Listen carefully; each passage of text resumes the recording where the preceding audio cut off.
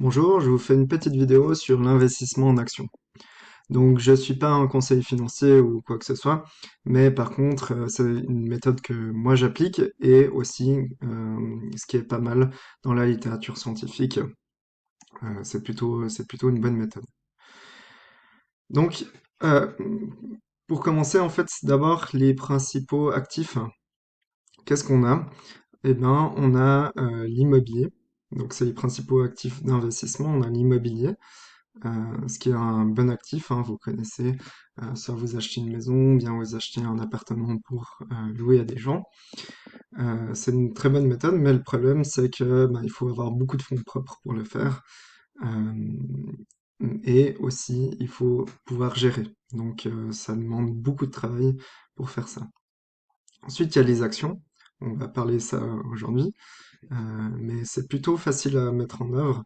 Il y a pas mal à apprendre, mais c'est plutôt facile à mettre en œuvre.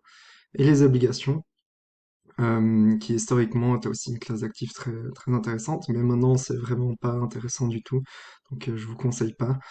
C'est parce que les intérêts sont très très faibles.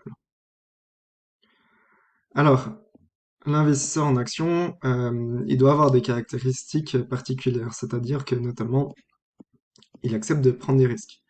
Donc, il faut vous poser la question, est-ce que vous êtes prêt à prendre des risques? Est-ce que vous êtes prêt à voir votre patrimoine fluctuer au fil des mois, au fil des jours?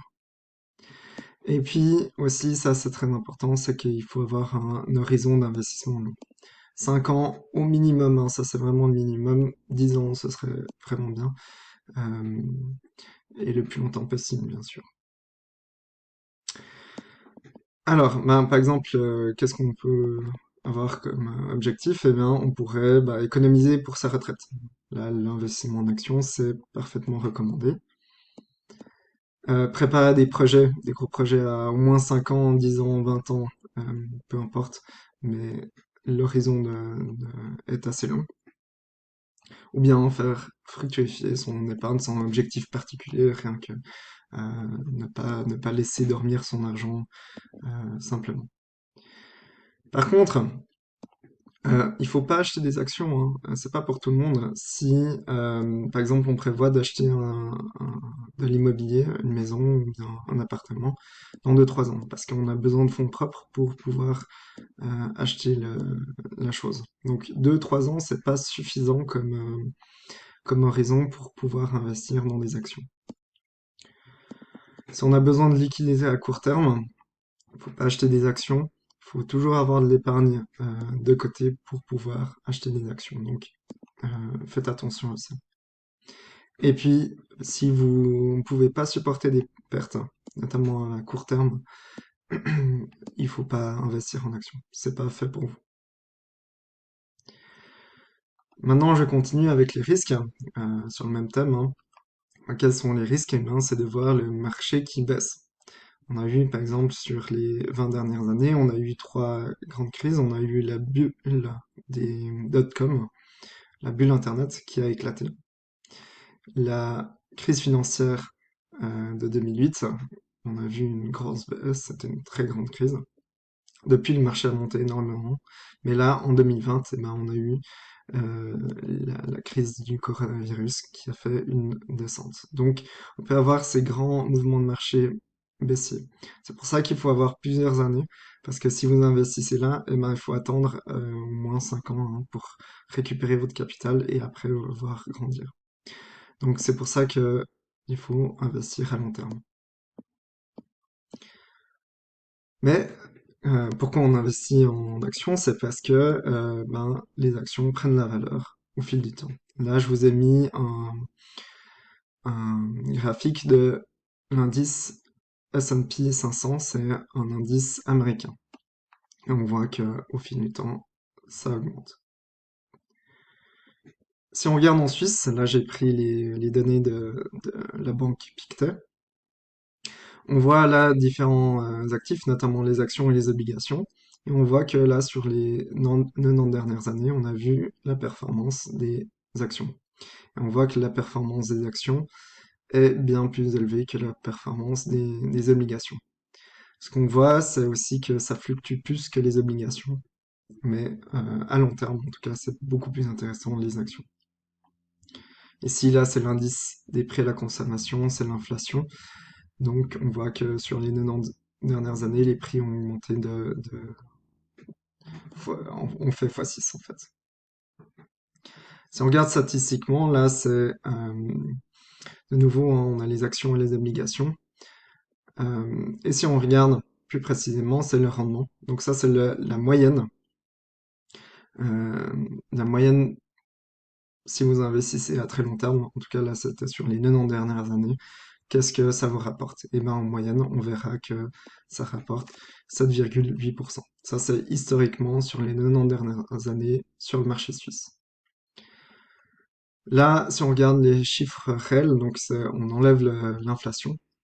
Bon, aujourd'hui, on a vraiment peu d'inflation, donc euh, les chiffres sur les 10 dernières années, par exemple, sont très, très, très proches. Mais en tout cas, historiquement, ça a été aussi un impact. Mais ça reste toujours un rendement très intéressant.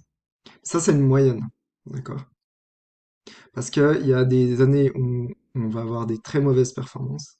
Par exemple, en 2008, on aura euh, moins un tiers. En fait, on aura perdu un tiers de notre investissement sur l'année 2008.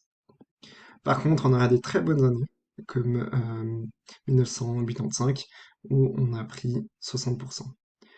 Mais si on prend tout en combiné, on va avoir ça. Donc si vous investissez sur 20 ans, par exemple, vous allez avoir un rendement qui sera de l'ordre de 6-7%.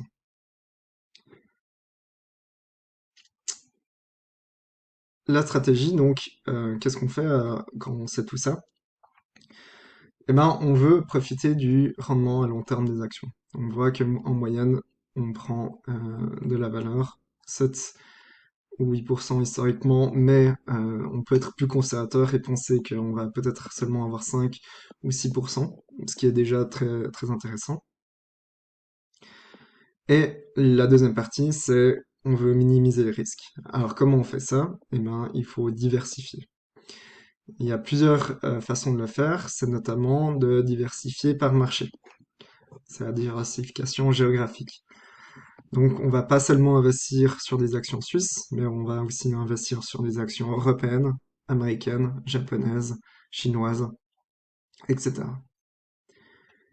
On va investir aussi par secteur, hein, c'est-à-dire qu'on va pas seulement acheter Nestlé ou acheter Roche, qui sont dans deux secteurs différents, le secteur de la santé et le secteur de la consommation de base, où on va pas seulement acheter Apple qui fait des smartphones. Donc on va acheter toutes ces entreprises pour pouvoir être diversifié sectoriellement. Et puis, peut-être le plus important, c'est le côté temps, c'est-à-dire qu'il faut être diversifié temporellement, c'est-à-dire qu'il faut être investi pendant des années. C'est-à-dire que l'investissement en action sur une année, c'est très très risqué. Par contre, sur 10 ans, sur 20 ans, sur 30 ans, il y a très peu de risques. Enfin, il y a beaucoup moins de risques. Sur 30 ans, par exemple, historiquement, on n'a jamais eu de rendement négatif euh, historiquement. Donc, c'est très important hein, d'être investi pendant longtemps. Comment on arrive à à mettre en œuvre cette stratégie? Eh bien, on a un instrument très intéressant hein, qui s'appelle les ETF ou ETF. C'est de l'anglais hein, pour Exchange Traded Funds, les fonds échangeables en bourse. Alors, qu'est-ce que c'est un ETF? En fait, c'est une part de fonds de placement qui suit un indice action. On connaît bah, notamment en Suisse, on a les plus grandes entreprises qui sont dans l'indice du SMI et aux États-Unis, on a le S&P 500. Donc quand on parle de bourse dans les médias, on va parler surtout de ces indices. Et donc, en fait, c'est un panier d'actions. Donc on aura plein d'actions dans ce fonds, qui sont les mêmes actions qui sont dans l'indice, et du coup, ça nous permet d'être diversifié. Donc on pourra être diversifié par marché, on peut avoir toutes les actions mondiales, et par secteur, on aura tous les secteurs dans ce panier d'actions. L'autre grand avantage, donc le premier c'était la diversification, c'est que les frais de gestion pour ces fonds de placement sont très très faibles, c'est-à-dire de l'ordre de 0,1% à 0,5% annuellement. Donc ça, on va comparer avec les fonds actifs traditionnels qui sont plutôt de l'ordre de 1 à 2%. Donc c'est beaucoup, beaucoup moins cher. Un exemple, ça s'appelle l'iShare Core MSCI World UCITS ETF. Donc qu'est-ce que ça veut dire? C'est cher bien. En fait, iShare, c'est la compagnie fait, qui commercialise en fait cet ETF. Core, c'est la gamme. Et MSCI World, ça c'est l'indice. Ça c'est très important de regarder. C'est l'indice. Et qu'est-ce que c'est? C'est un indice mondial qui suit les pays développés. Et qu'est-ce qu'on va trouver dans ce fonds? On va trouver 1560 actions issues de 23 pays. Tous les pays d'Europe de l'Ouest, des États-Unis, du Canada, du Japon, on va les retrouver là-dedans. Donc on va avoir en fait tout un portefeuille diversifié qui est déjà en fait parfaitement diversifié par secteur ou par marché pour des frais de gestion de 0,2%. Et en fait, ça va venir manger, en fait, ce chiffre-là va venir manger votre rendement moyen, hein, donc historiquement votre rendement. Donc ça va venir juste un peu manger votre performance, mais c'est pas beaucoup. C'est pour ça qu'il faut en fait avoir des frais très bas. Ici, c'est très bas. Et là, vous avez l'indice. Vous avez, pardon, la performance ETF sur les 10 dernières années.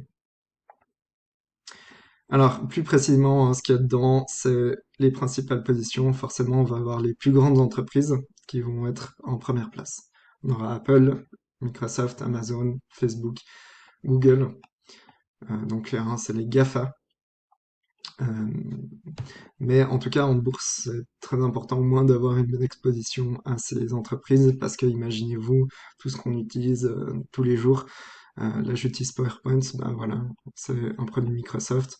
Je vais regarder sur YouTube, c'est un autre produit, Google. Du coup, c'est... il faut avoir ça en portefeuille. Après, on aura Tesla, Nvidia, donc c'est les cartes graphiques. Euh, ensuite, voilà, des banques. On va, en géographiquement, on est surtout investi aux États-Unis, mais c'est le plus grand marché au monde et c'est aussi un marché très, très dynamique qui a eu historiquement des bons retours.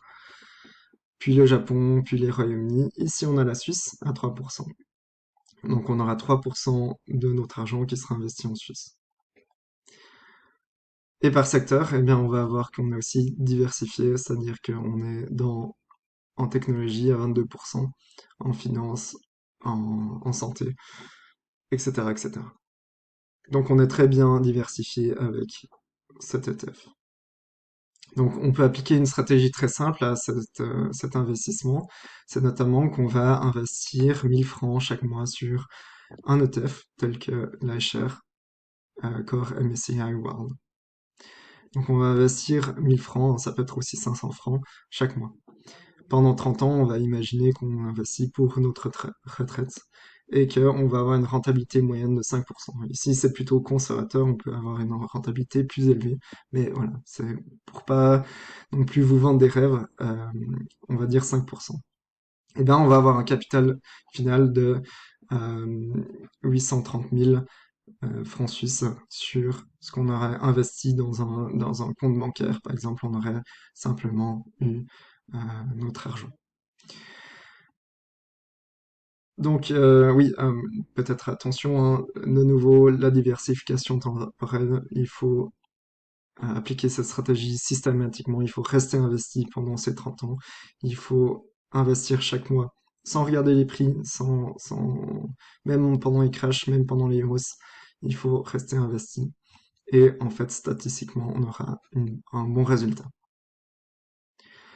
En conclusion, donc, qu'est-ce qu'on a dit, hein? On a dit, d'abord, on se demande, bah, est-ce que c'est vraiment pour moi? Il y a des risques, et puis ça dépend de mes objectifs aussi. Les actions, c'est rentable à long terme, mais il y a des risques. Il faut